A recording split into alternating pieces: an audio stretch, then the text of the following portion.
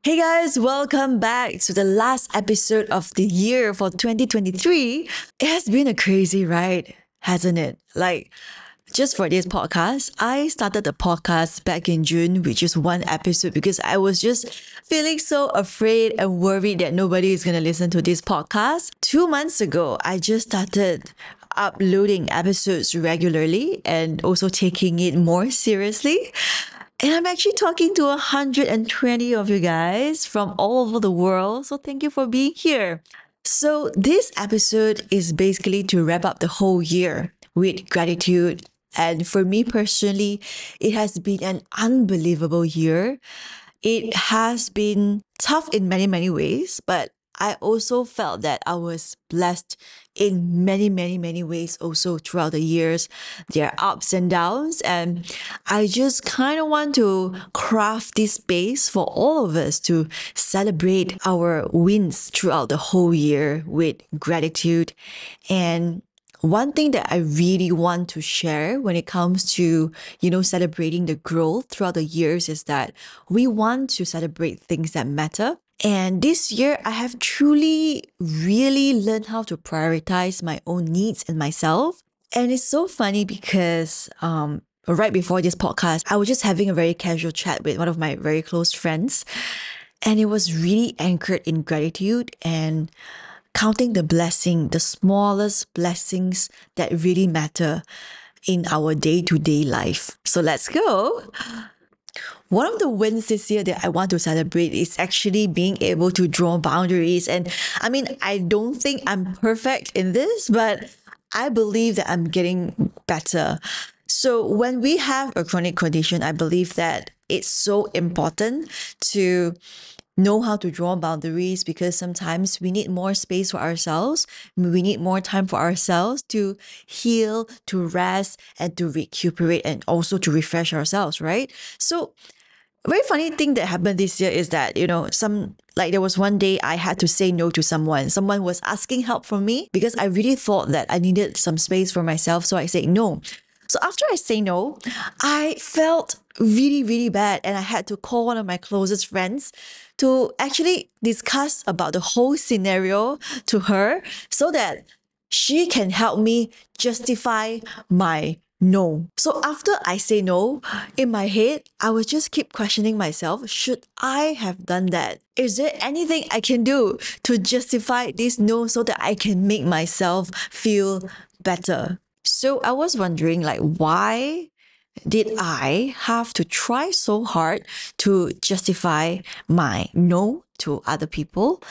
And the answer that I came up with was that maybe I really, really wanted other people's approval.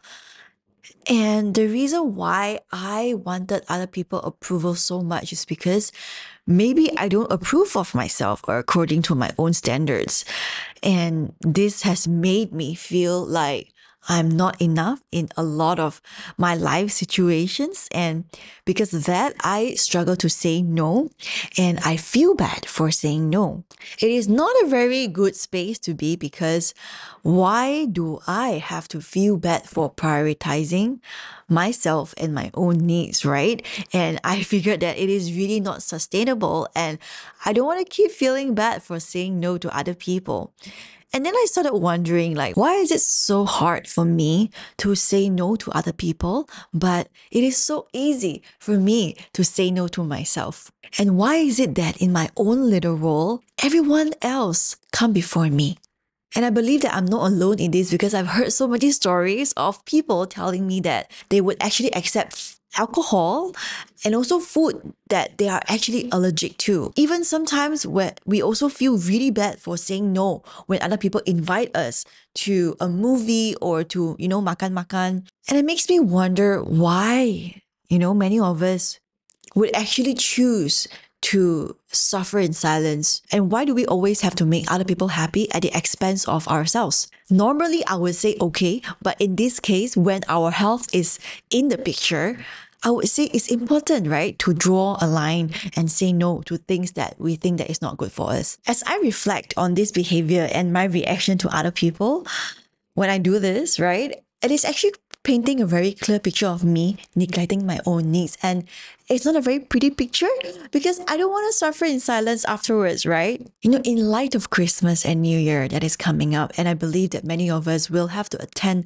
social gatherings like this, one of the things that I learned in this situation is that, it's okay to be selfish. It is okay to be a bad person sometimes. It is also okay if my needs come first. Stating our preferences, saying no to certain things doesn't mean that we are a bad person, actually. It is actually also teaching other people how to love us, how to treat us. And I think people that truly love us, see us, and they want to treat us according to how we need it to be. Another timely reminder for this season is that, these days people don't really talk about FOMO anymore. People talk about joy of missing out. So if you find yourself feeling stuck at home because you're not feeling well, please understand that, sometimes it's okay to stay home and rest so that you can invest your time and effort and energy into something even more meaningful to you. Having a chronic condition since the age of 9, I feel like I've had to compromise a lot when it comes to many, many areas of my life, including my outfit, my thinking, my ambitions, my hairstyle. I don't want to do that anymore. I don't want to compromise anymore. So it's time for me to live for myself, to show up truthfully and to express authentically. And even though sometimes it means that it would make other people unhappy. And if you have trouble deciding if I really want to spend my time and energy on this specific thing, is that ask yourself, am I doing this for myself, or am I doing this because I think other people want me to do this? So I guess that question actually gave me a very clear yes and no, and has been very helpful for me. So I hope it will help you too. So second thing that I want to celebrate this year is that I think that I have slowly, truly learned how to believe in myself. And as a person with a chronic skin condition, and I think it's not just chronic, it's actually quite severe. At this moment, about 30 to 40% of my body surface is covered with psoriasis. So it has been a long journey of, trying to live a full life with a chronic skin condition. So naturally, it would affect a lot of things in my life, and that includes my relationship with my own ambition. Growing up, I have big dreams, and with big dreams, sometimes I struggle a lot with big doubts. And I think a lot of people would be able to relate is that, it takes a lot to put ourselves out there in many, many ways. So in this specific case is me starting out this podcast, but for you, maybe is the act of putting yourself out there because you want to find a potential partner to live life with. Different scenario, but the essence of it is actually very similar. So back to this, simple quest of starting this podcast. It was actually very difficult for me. And actually, I had the thought of starting this podcast 2 years ago, and it took me actually 2 years to gather the courage to actually take action. Because when I had the intention of starting a podcast, it just sounded so silly in my head. And I started questioning myself, like, who am I to speak on behalf of this skin condition community? And who is going to listen to me, this joker talking and yapping in front of a mic? Fast forward to today, I'm really glad I did because I'm talking to about 120 of you guys, and we are only about 2 months into this podcast. So thank you for being here again. So it's actually very encouraging to me because every time when I record this episode, which is very, very awkward, one thing that keep me going is that I envision that I'm actually talking to 120 of you guys in a room. And in this small room, when there's 120 of you guys, it's actually a lot of people. So I think that really, really kept me going. And there is this really meaningful quote that I came across about 2 weeks ago. It goes like this: your faith can move mountains and your doubt can create them. Watch where your focus is.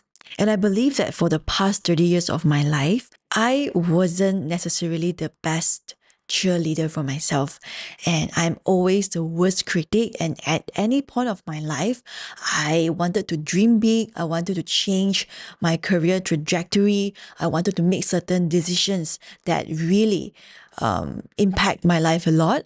My first instinct is to actually doubt it instead of cheering for it. And this year, I actually had it the worst because there were moments that I keep questioning myself that I shouldn't be doing this.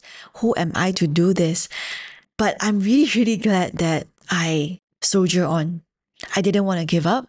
I believe that there are other ways to see things as compared to now. So when it comes to this usual pattern of mine, I think I just want to say that I'm really, really proud that I realized I stopped being my worst enemy. And because of this, it has shifted a lot of things internally for me. And it allowed me to actually take action step by step, moving towards my ambition and my dream. And I'm very, very happy to say that one of my dreams is actually starting a podcast.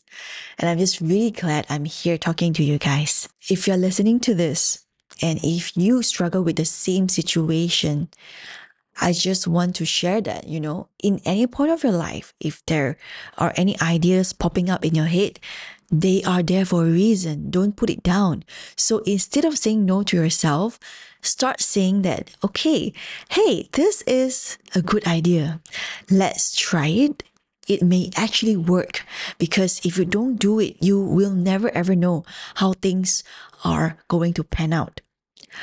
And I know that it's so hard to believe in ourselves sometimes when growing up, right? The world view us as a problem to fix. And it is also especially hard when we grow up in a body that we feel like it's betraying us all the time. And also, it's really hard to believe in ourselves when we struggle so much with self-hatred and self-rejection. We may not necessarily be able to do the change drastically overnight, but one of the things that I keep reminding myself is that do not ever stand in our own way of happiness, because we are born whole and complete. We deserve happiness, we deserve good things in our lives because we do. We just do. And we've got to believe that. We've got to believe that we deserve happiness because we are the driver of our own lives. And it is just as simple as that.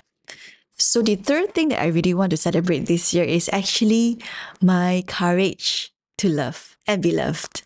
I am almost 2 years into my relationship now, and I have never felt so anchored and so safe in a relationship and also in my life. But it's funny because when I started the relationship with my current partner, honestly, you cannot imagine the anxiety that I felt, because growing up, I never really kind of believed that someone would actually accept me and love me and actually want to build a life with me for the rest of my life.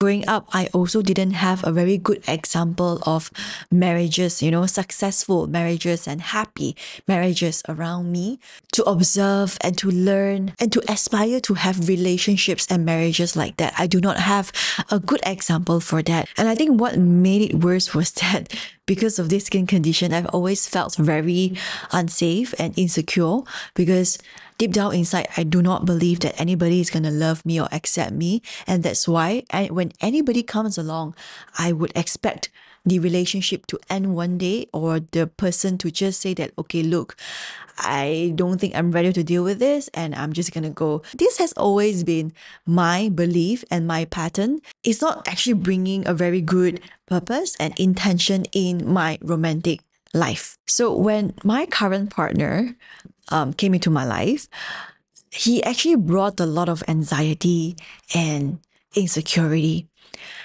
And what I've learned in these 2 years is that it takes a lot of courage to actually open our heart, to trust somebody, to allow that person to walk into our own universe, and also preparing a space for that person to stay.